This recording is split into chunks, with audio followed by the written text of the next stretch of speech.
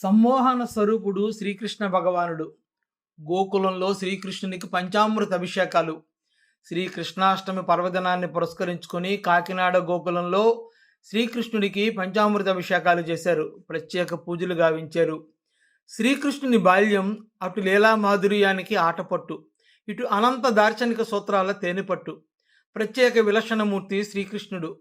ఆయన శృంగార మహత్వం లౌకిక దృష్టికి సమ్మోహనం, అలౌకిక దృష్టికి విలక్షణం. అరిషడ్వర్గాలను మోక్ష మార్గాలుగాను స్వర్గద్వారాలుగాను అద్భుతంగా నిరూపించారు శ్రీకృష్ణ భగవానుడు.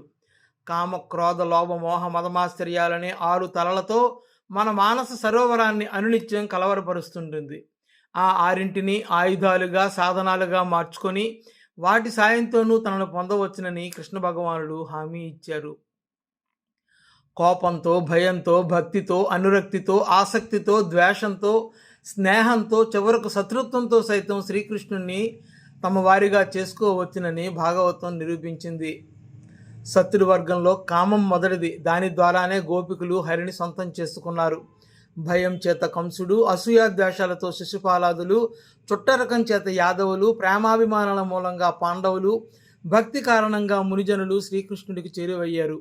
ఆయన లీలలు అద్భుతం. ఆయన బోధించిన భగవద్గీత పరమాద్భుతం. ధర్మం అనే పదానికి రూపం వస్తే రాముడైనట్లు, అద్భుతం అనే భావానికి ప్రాణం పోస్తే అది శ్రీకృష్ణుడు.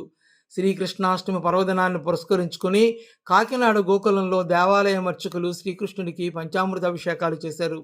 ఈ ఉత్సవంలో ఎన్సీఎస్ ట్రస్ట్ సభ్యులు నారాయణ మురళి, హిమబిందు తదితరులు పాల్గొన్నారు.